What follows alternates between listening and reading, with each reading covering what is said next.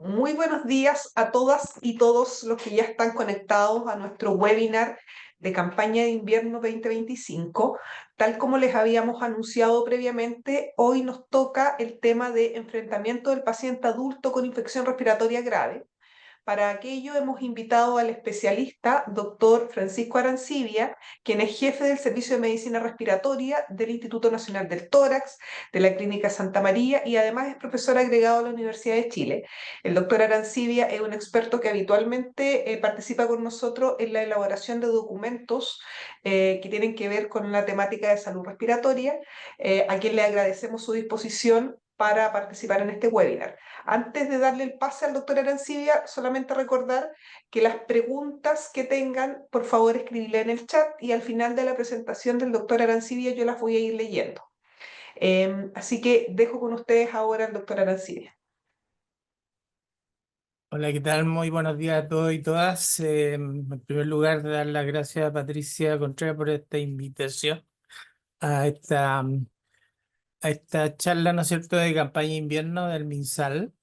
Vamos a hablar, ¿no es cierto?, de enfrentamiento del paciente adulto con infección respiratoria grave. En la hoja de ruta tenemos algunos datos epidemiológicos de las infecciones respiratorias, sobre todo en Chile. La carga de la enfermedad que significa las infecciones respiratorias, los diagnósticos que son para infecciones respiratorias altas y también para neumonía, criterio de gravedad y el manejo de estas infecciones. Bueno, todos sabemos que en el invierno hay un aumento de la infección respiratoria y otoño-invierno en realidad. Esto es por descenso de la temperatura, hay un aumento de la exposición, ¿no es cierto?, de contaminantes, tanto intradomiciliarios como extradomiciliarios. El smog que tenemos nos acompaña periódicamente en estos periodos. Y también hay con ello una mayor circulación de virus respiratorios, como lo vemos todos los años. Y esta es nuestra panorámica de la vigilancia de los virus respiratorios del Instituto de Salud Pública. Aquí tenemos varios años, ¿no es cierto? Y el último año, 2005, estamos con, ¿no es cierto?, rinovirus, que ha sido muy importante, muy frecuente, ahí en rosado, eh, pero que va bajando ya y va asumiendo su liderazgo el influenza A. Y esperamos que ya en junio que aparezca, ¿no es cierto?, el virus respiratorio sincicial. Acá están los datos del año pasado, de la 1 a la 46 semanas, que un total de 72.000 virus respiratorios detectados. Como ven ustedes, el rinovirus, el principal, seguido de influenza, virus respiratorio sincicial fue el tercero, y SARS-CoV-2 fue ¿no es cierto?, el cuarto. Entonces tenemos esa gama y esa frecuencia de virus. Con respecto a la influenza, aquí estamos en la última parte de ella. Y bueno, sin duda que los influenza no tipificado en la mayoría, pero cuando tipificamos tenemos un importante número de H1N1, así que eso es un dato preocupante.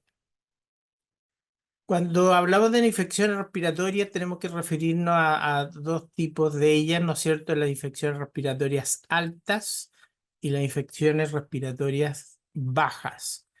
Que lo digo un poco a nivel de la laringe. Las altas, ¿no es cierto? Rinofaringitis aguda, faringitis, faringoamigdalitis, sinusitis y laringitis. Cuando hablamos de infecciones respiratorias bajas, nos referimos a bronquitis aguda, influenza, COVID-19, RS, neumonía adquirida en la comunidad, las exacerbaciones del paciente con EPOC infecciosa, igual de las bronquiectasias. Em, Estos son datos, ¿no es cierto?, del DEIS, del MinSal, sobre las atenciones de urgencia en Chile durante todo el año 2004. Como ustedes pueden ver, la principal, en total hubo casi 18 millones de atenciones, em, casi una por cada habitante de Chile, y las causas respiratorias fueron un 28% de ellas. De estas causas de consulta por el sistema respiratorio, la gran mayoría fueron insuficiencias respiratorias altas, como las que hemos mencionado anteriormente. En segundo lugar, venían las bronquitis y bronquiolitis agudas. Em, Otras causas respiratorias, pero en forma significativa está la neumonía con 250.400 casos, las crisis bronquial obstructiva 195.000 y la influenza 121.000 casos. COVID-19, si lo sumamos, 50.000 casos detectados en este periodo. Hay una diferencia, ¿no es cierto?, cuando miramos a los mayores de 65 años, que si bien son menos casos, es 527.000 con respecto a 4,8 millones cuando son menores de 64 años. Sin embargo, la neumonía, con 103.000 casos, corresponde al 20% de estas consultas. En cambio, en los pacientes con menor edad, corresponde alrededor del 3%.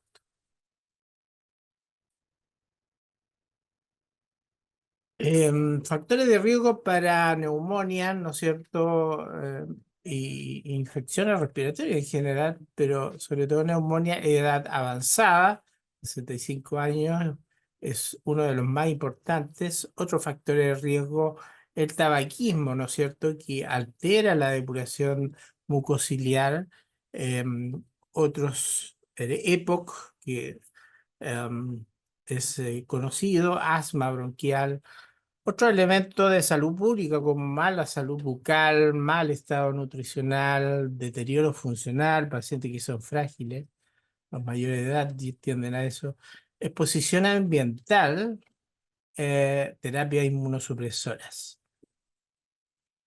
Am, es distinto, ¿no es cierto?, ¿no?, que tengamos una infección respiratoria en un paciente joven que hace deporte, que no tiene comorbilidades, aquel adulto mayor per se, y que tiene además o no comorbilidades. La mayoría tiene más de alguna comorbilidad.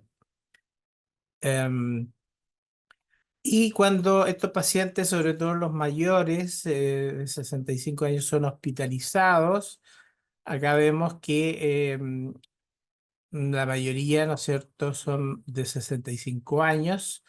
Las hospitalizaciones van de 21 por 1.000 habitantes, versus los no ancianos, no mayores de 65 años, que es mucho menor, 3 por 1.000 habitantes.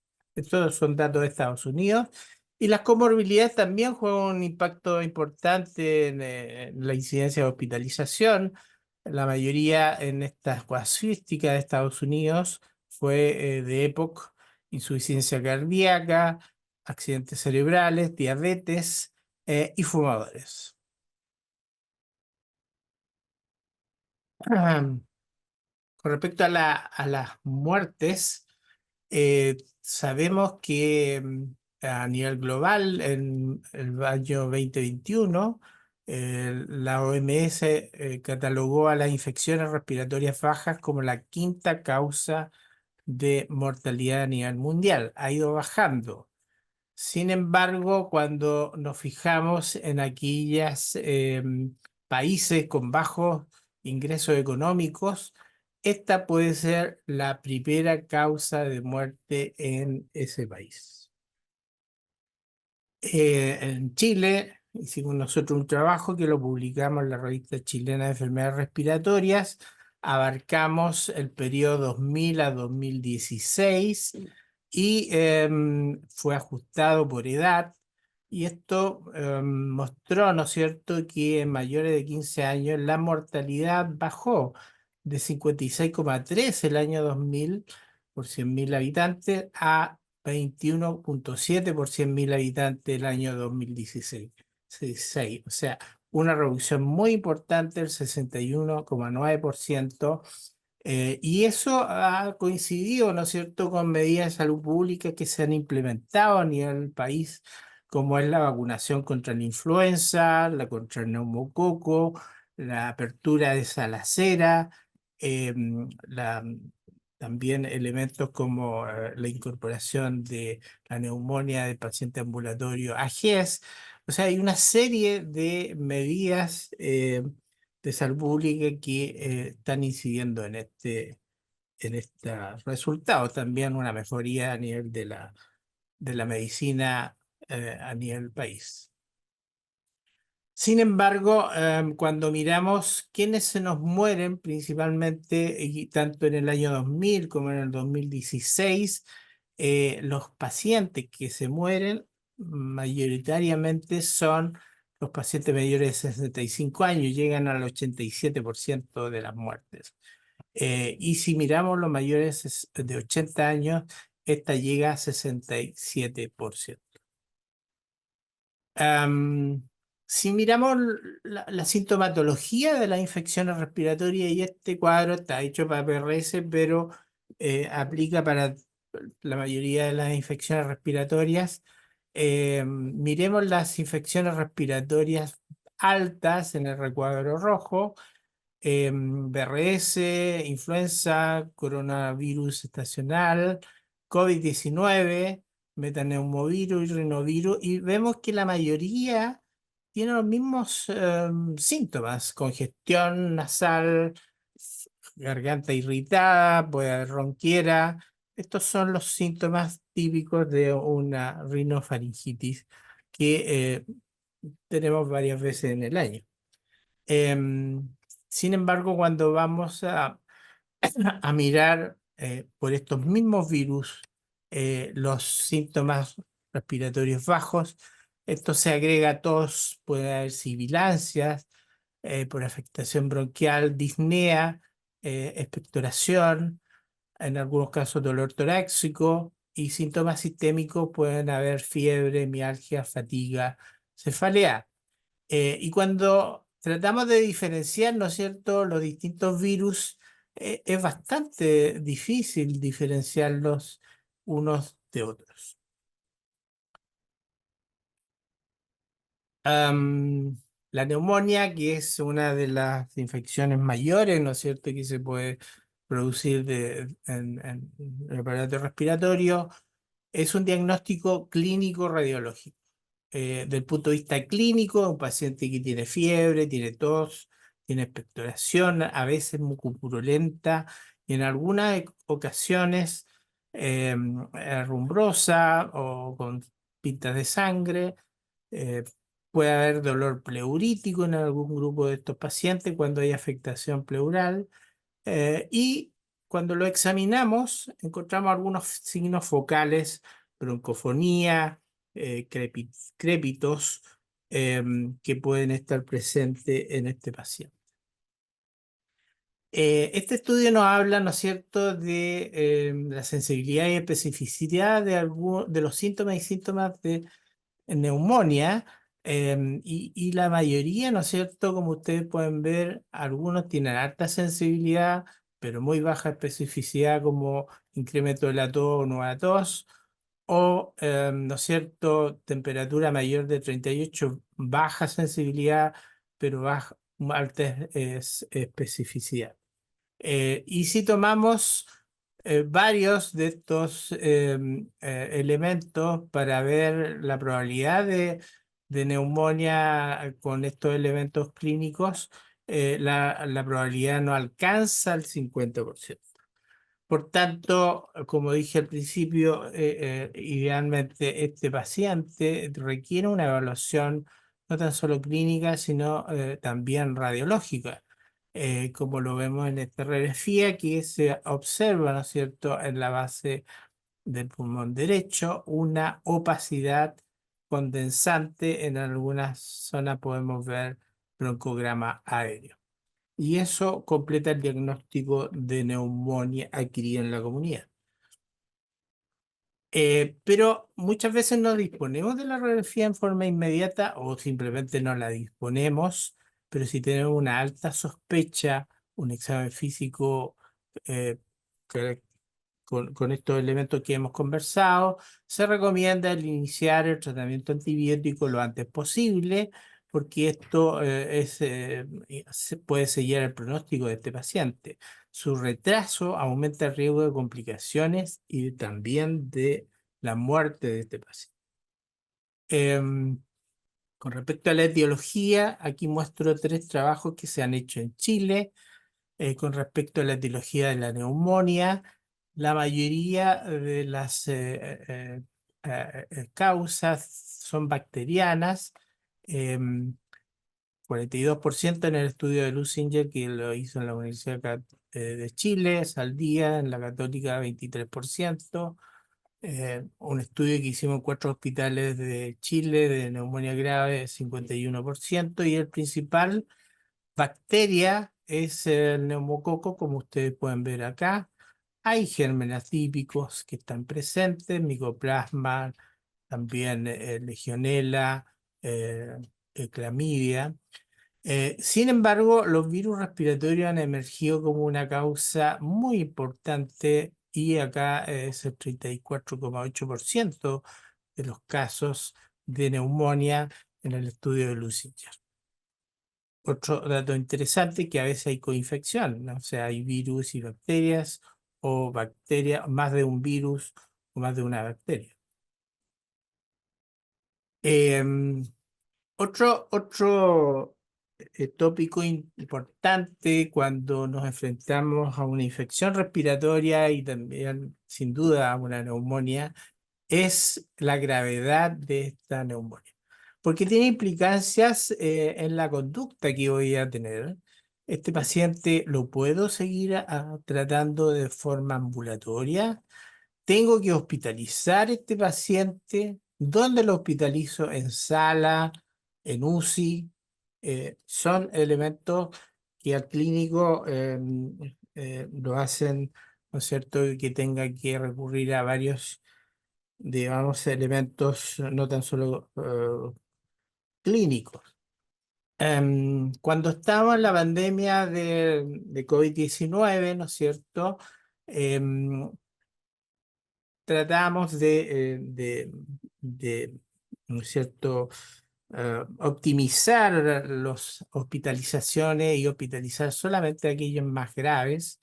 Em, y en esta diapositiva tampoco corría algunos números, pero cuando era leve tenía una saturación mayor de 94%, había tos, fiebre, anosmia, podían haber algunos infiltrados pulmonares, pero eran menores, y en ese caso el paciente podía ser manejado ambulatoriamente. Se complicaba si el paciente tenía saturaciones de oxígeno menor de 94%, la OMS decía menor de 90%, infiltrados bilaterales, como vemos el escáner de más arriba, una frecuencia respiratoria mayor del 30%. Estos infiltrados se correlacionaban con mayor de 50%, y este paciente debía ser hospitalizado. Crítico aquello que ya requerían UCI, ¿no es cierto?, que requerían soporte vital, distrés, shock. Esos pacientes sin duda tenían que ser hospitalizados en UCI. Con respecto a la neumonía adquirida en la comunidad, recogí esta referencia del doctor Julio Ramírez Cavalesi del Europa Respiratory Review, publicado el 2022, quien nos dice que aquellos pacientes que tienen una neumonía adquirida en la comunidad y que tienen confusión, frecuencia respiratoria elevada, presiones sistólicas y diastólicas bajas, sean mayores de 85 años, con taquicardia, con fiebre o hipotermia, ¿no es cierto? El hipotermia es otro elemento que a veces no consideramos. Oxigenación, saturación de oxigenación menor del 92%, o alguna comorbilidad como neoplasia, falla cardíaca, enfermedad cerebrovascular, renal, hepática y también respiratoria, que no está anotado acá. Cualquiera de estos, si está presente, este paciente va a requerir, ¿no es cierto?, necesidad de atención en probablemente admisión hospitalaria, sobre todo si esa saturación independientemente la podemos ver en menos del 90%, o tiene un CURPS modificado, que es el CRB 65 mayor o igual a 1, o un CURPS 65 mayor o igual a 1. También PSI, que es otro índice que es mayor de 3. Y ahí deberíamos referirlo si estamos en consultorio o si estamos en urgencia, hospitalizarlo a este paciente. Sin duda, el CURS 65 es uno de los scores o escalas más frecuentemente utilizadas por su fácil memorización. C de confusión, U de nitrógeno ureico, mayor de 20 miligramos por decilitro, aunque hay algunos, como dijimos anteriormente, no se considera em, variable y tiene muy similar, ¿no es cierto?, sensibilidad y especificidad. R de frecuencia respiratoria, presiones arteriales sistólica menor de 90, diastólica mayor de 60 y una edad mayor o igual a 65 años, cada uno con un punto, y estos se suman, lo que da, ¿no es cierto?, esta escala, una estratificación del paciente con neumonía, de cuál es su gravedad. ¿Y por qué es importante esto? Porque si tiene 0 o 1, este paciente, la mortalidad no alcanza al 1% si lo manejamos en forma ambulatoria, y la mayoría de estos pacientes, un 70, un 80%, se maneja ambulatoriamente. Si tenemos 2 puntos, estos pacientes, ¿no es cierto?, tienen una mortalidad del 9%, requieren hospitalización. Habitualmente es breve, o también hoy se dispone, ¿no es cierto?, del home care, que también es otra alternativa útil, muy útil, costo efectivo. 3 o más nos da una mortalidad del 22%, y estos pacientes requieren manejo probablemente de ingresar a una UCI. Se recomienda, ¿no es cierto?, utilizar alguna otra escala, como la escala de ATS-ITSA, para ingresar al paciente en, en en la UCI. Sin embargo, ¿no es cierto?, estos indicadores, estas escalas, PCI y CURV 65, son reglas predictivas que más se utilizan. Estos índices, cuando se usan en conjunto con el criterio clínico, que es muy importante y no nunca de dejar de utilizarse, ni reemplazarse por esta escala, permite reducir la tasa de hospitalización de pacientes de bajo riesgo y optimizar el uso de recursos sanitarios. Con respecto al manejo de las infecciones respiratorias, cuando hablamos de influenza y manejo ambulatorio, y nos preguntamos, bueno, ¿le damos antiviral o no le damos antiviral?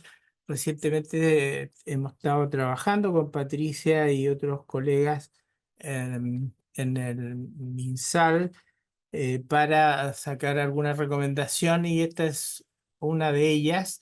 En personas con sospecha o confirmación de influenza no severa, el Ministerio de Salud no recomienda utilizar oseltamivir como parte del tratamiento.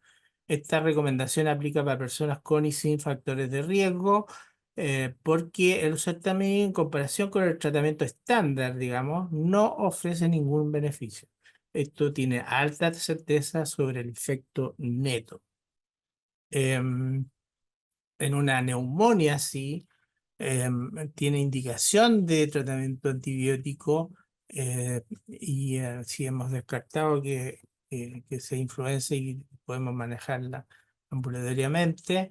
Y estos pacientes, ¿no es cierto?, se benefician con el uso de betalactámicos como amoxicilina. En la mayoría de los casos, 1 gramo cada 12 horas por 7 días puede ser suficiente. Amoxicilina clavulánico en los pacientes con NAC y comorbilidades, eso es lo recomendado. También 875, 125 cada 12 horas por 7 días. Y otros medicamentos como amoxicilina, claritromicina, cefuroxima son alternativos. Las quinolonas, de preferencia, no utilizar si es posible, dado que tienen utilidad, producen alta resistencia, como sabemos, pero tienen utilidad en otras infecciones, entre ellas la tuberculosis. Si tenemos un paciente con COVID-19, ¿no es cierto? Hemos aprendido que el uso de dexametasona, un corticoide que tiene alto poder antiinflamatorio, 6 miligramos al día durante máximo es 10 días, pero lo habitual 5 a 7 días, sobre todo en pacientes que tienen, em, em, requieren oxígeno, como vemos acá en esta línea, o ventilación mecánica invasiva, es beneficioso. No así en aquellos que no requieren oxígeno y que tienen un COVID. En esos pacientes no requieren el uso de este corticoide, por cuanto puede ser incluso deletério. Pacientes con influenza que requieren hospitalización por distintos elementos que hemos analizado anteriormente, estos pacientes se sugiere usar oseltamivir desde el inicio en comparación al tratamiento estándar, habitualmente 75 miligramos 2 veces al día durante al menos 5 días. El panel consideró que el oseltamivir, en comparación con el tratamiento estándar, puede ofrecer un beneficio neto pequeño, certeza muy baja sobre el efecto neto. Se consideró aceptable y factible de implementar su uso en el sistema. Cuando tenemos una neumonía grave, ¿no es cierto?, hospitalizado un VPC o UCI, ¿no es cierto? Distintas sociedades han recomendado el uso de ceftriaxona más un antibiótico que tenga actividad contra gérmenes atípicos, como macrólidos o quinolonas, las distintas como vemos acá.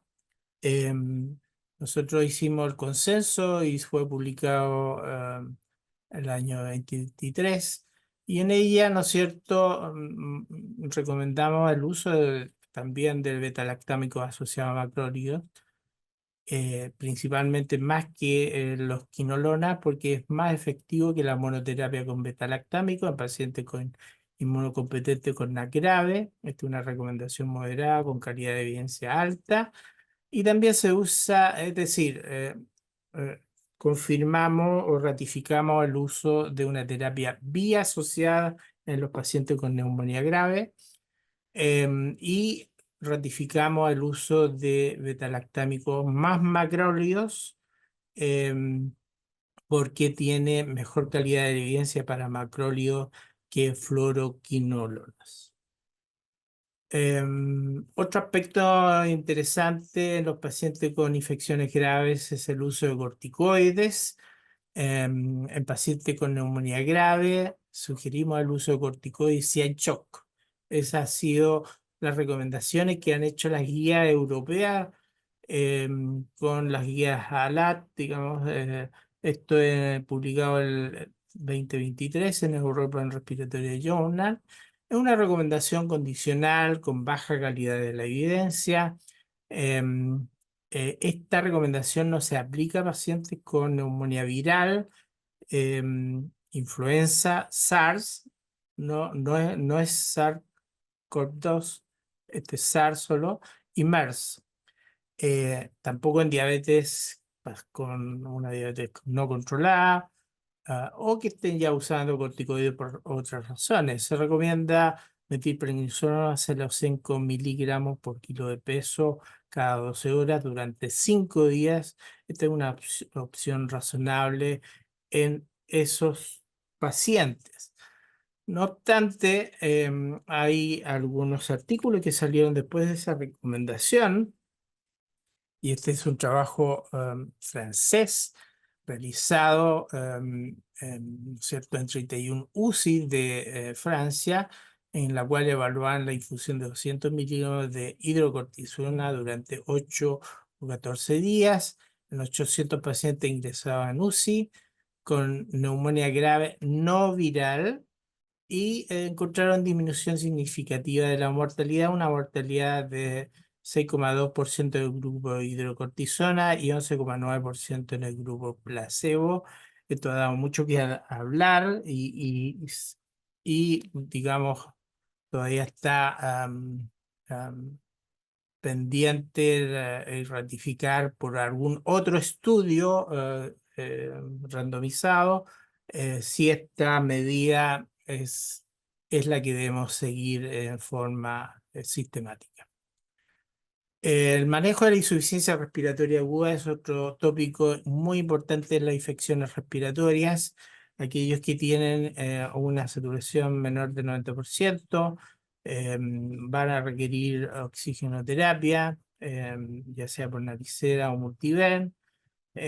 Si estos pacientes continúan con hipoxemia a pesar de esto, aumenta la frecuencia respiratoria y los niveles de fracción inspirada superan los 40%, una alternativa es el uso de la cánula nasal de alto flujo, la cual nos permite, ¿no es cierto?, dar flujos altos de 30 a 60 litros por minuto, una fracción inspirada elevada que puede llegar al 100%, y permite originar con este alto flujo un PIP que puede ser de 4 a 5 centímetros de agua, que hemos visto que beneficia a estos pacientes. Hay pacientes que, a pesar de la cánula nasal, siguen con hipoxemia o requieren muy altos fracción inspirada de oxígeno, con un trabajo respiratorio aumentado, y una alternativa en estos pacientes es pasar a una ventilación no invasiva eh, propiamente tal, con presión de soporte, o sea, un BiPAP, algunos CPAP, pero principalmente BiPAP, que tiene una EPAP de soporte adicional, digamos, similar al PIP. Y bueno, si hay criterios de intubación, requerirán ventilación mecánica invasiva, y aquellos pacientes que continúan, ¿no es cierto?, con la falla respiratoria a pesar de la ventilación mecánica, eh, posición prono u otras medidas. Está la alternativa del ECMO en algunos centros de la capital, y en em, algunos, digamos, hospitales del sur del país. Lo otro importante es que no podemos retardar el ingreso a UCI o UPC. Se ha demostrado claramente que aquellos pacientes que demoramos más en trasladarlo a una UPC, ya sea porque pensamos que con las medidas terapéuticas podemos controlar la neumonía, o no nos hemos dado cuenta que requiere UCI, eh, estamos hipotecando su sobrevida. Claramente aumenta la mortalidad de estos pacientes. Finalmente, tenemos estrategias de prevención de la neumonía y de infecciones respiratorias, como sabemos. Cesación del tabaco, este es un factor de riesgo, y la cesación ayuda a disminuirlo, el hábito alcohólico también. Y hay medidas que están demostradas que pueden ser prevención de la neumonía o aminorar la gravedad de las infecciones respiratorias, como en la vacunación. Disponemos de vacunas contra la influenza, disponemos de vacunas contra el COVID-19, disponemos de vacunas contra neumococo y eh, también, todavía no a nivel del Ministerio de Salud, pero sí a nivel de, digamos, privados, está la vacuna contra el VRS. Hacer la salvedad, ¿no es cierto?, que los anticuerpos monoclonales contra el virus respiratorio sincicial sí están disponibles a nivel del ministerio y para los lactantes de todo el país. Como conclusión a esta presentación, podemos decir que las infecciones respiratorias son un problema de salud pública a nivel mundial y también en Chile. La circulación de virus respiratorios se mantiene alto en periodo de otoño-invierno, gran problema, mayo, junio, julio. Las infecciones respiratorias tienen un espectro desde el resfrío que podemos tener cualquiera de nosotros hasta la neumonía, una neumonía grave que nos podemos morir de eso. La edad, la comorbilidad y otros factores de riesgo, como el tabaquismo, impactan, ¿no es cierto?, en la hospitalización y la mortalidad de los pacientes. El rinovirus ha emergido como el virus más frecuente, pero virus influenza, virus respiratorio sincicial, SARS-CoV-2 son los que le siguen en frecuencia y los que tienen más impacto a nivel de complicaciones, hospitalización y mortalidad en estos pacientes. Los criterios de gravedad de neumonía son importantes en conjunto con el criterio clínico. El criterio clínico es muy importante. El tratamiento y el ingreso precoz a una UPC en pacientes graves, sobre todo, disminuyen la mortalidad de estos pacientes. En Chile la mortalidad por neumonía ha disminuido, pero impacta fuertemente a pacientes mayores de 65 años. Bueno, quiero agradecerle por su atención. Muchas gracias. Gracias, doctora Arancibia, por su presentación. Tenemos algunas consultas. Dice, doctor, buenos días. Quisieras hacer una consulta. Un paciente que está con influenza y pasa a bronquitis, ¿puede en la tercera semana terminar con una bronconeumonía?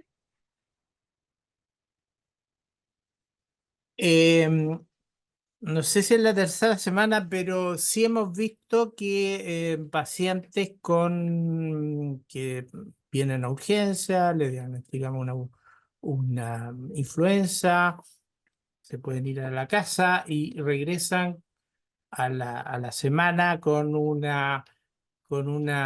mayores síntomas, incluyendo a veces dolor pleurítico, le hacemos una radiografía y tienen una neumonía, y esta neumonía es por neumococo. Hay que recordar que la coinfección puede estar presente en los pacientes y una de las coinfecciones más frecuentes de la influenza es el Streptococcus pneumoniae. Así que eso es posible, aunque yo diría que es una frecuencia baja, pero hay que tenerlo presente. Una pregunta. Seguramente es un profesional de APS que hace esta consulta. ¿Existe algún score que se pueda aplicar en APS para dosificar la severidad de la neumonía? Bueno, el que mencioné, el CURP 65 está recomendado por el Ministerio de Salud en sus guías de manejo de la neumonía del paciente ambulatorio. Y como dije, es fácil de recordar. Si no tienen nitrógeno ureico, se puede eliminar ese variable y ser la CRB 65 sin dificultad. Ahí son solo parámetros clínicos para calcular la escala de Curve 65 y como mencioné ahí, si es 0,1 tiene indicación de manejo ambulatorio, si es 2 o más se debe derivar para hospitalizar ese paciente. Así es. Otra pregunta. En la población pediátrica, el cuadro habitual por BRS es bronquiolitis. ¿En adultos es el mismo cuadro o se puede manifestar clínicamente de otra manera? No, lo que hemos visto, y no lo muestro acá, pero nosotros hemos hecho un estudio de 3 hospitales de Santiago, Luis Tisné, Tórax y Salvador, del año 2023, en el cual vimos todos los pacientes hospitalizados por virus respiratorio sincicial. Alrededor de un 30% son por neumonía. El resto son pacientes que tienen alguna comorbilidad y se descompensó. Les dio una infección bronquial, pero eso descompensó su EPOC, descompensó su insuficiencia cardíaca, descompensó su diabetes. Por tanto, más que bronquiolitis, hacen estos pacientes bronquitis y neumonía. Gracias, doctor. Otra pregunta dice, si un paciente consulta por segunda vez, ¿deberíamos tenerlo como alarma dado que el primer tratamiento no surtió efecto? Sí, claro, un paciente, a ver, la definición de neumonía que no responde a tratamiento o fracasa de tratamiento en los pacientes ambulatorios es que no responde al primer tratamiento. En estos pacientes hay que evaluarlos muy bien. La mayoría de un paciente que consulta por segunda vez va a requerir hospitalización. Había un grupo que nosotros podemos cambiar la terapia antibiótica y puede responder, pero tenemos que tener seguimiento de ese paciente si es que cambiamos el antibiótico, dejamos ambulatorio porque puede requerir hospitalización. Pero la mayoría de esos pacientes tenemos que evaluarlo muy bien y un porcentaje importante va a requerir hospitalización. Me parece que esta es la última pregunta. Dice, mayoritariamente se identifica el agente causante de la enfermedad respiratoria agudas en población pediátrica a nivel ambulatorio. ¿A qué grupos de adultos recomendaría testear para identificar su agente causal?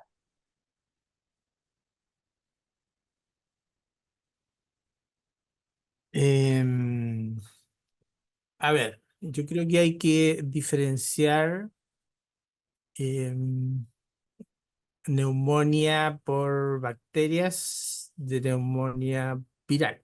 ¿Ah? Estamos hablando de neumonía viral. Em, en los pacientes ambulatorios no se requiere testear o hacer estudios para cuando sospechamos neumonía bacteriana. Em, sí podemos hacer estudios de uso, ¿no es cierto?, para influenza, para SARS-CoV-2, sobre todo IPRS hoy en día hay kits que pueden identificarlo. Básicamente para el aislamiento a nivel, ya sea en su casa, no contagiar a otras personas, y si ya están contagiados, por lo menos un miembro de la familia, conocer cuál es el agente causal. Em, yo diría que es sobre todo en los pacientes que tienen alguna comorbilidad o factores de riesgo. Creo que esos son los pacientes que tendríamos que testear. Menores de 5 años, mayores de 75 años o mayores de 65 años con comorbilidad. Esos son los pacientes que requería testear para virus.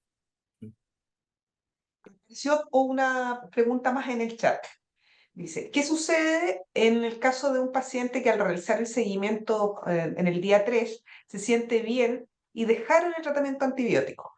Se sugiere que nuevamente retome el tratamiento y termine toda la indicación del tratamiento antibiótico. Paciente ambulatorio, cuando estuve en España, había una serie de pacientes que habían sido tratados 3 días con acitromicina y tenían una respuesta, la mayoría, favorable. En este caso, si yo tengo la posibilidad de seguirlo y el paciente completó 3 días y no siguió tomándolo, em, em, pudiera ser suficiente. Eh, hay estudios que muestran en pacientes no graves, obviamente, neumonias no graves, que tratamientos menores de 5 días pueden ser útiles como tratamiento. Gracias, doctora Arancibia. Ya con eso completamos todas las preguntas que nos aparecieron en el chat. Solamente me queda agradecerle nuevamente por su disponibilidad en apoyarnos en estas actividades de difusión educativa. A todos los asistentes los dejamos cordialmente invitados al próximo webinar del próximo jueves a la misma hora y en el mismo link, que tratará de insuficiencia respiratoria aguda, manejo de la población pediátrica en atención primaria. Así que los dejamos a todos cordialmente invitados, que nos ayuden a la difusión también de esta actividad. Así que muchas gracias a todos y todas.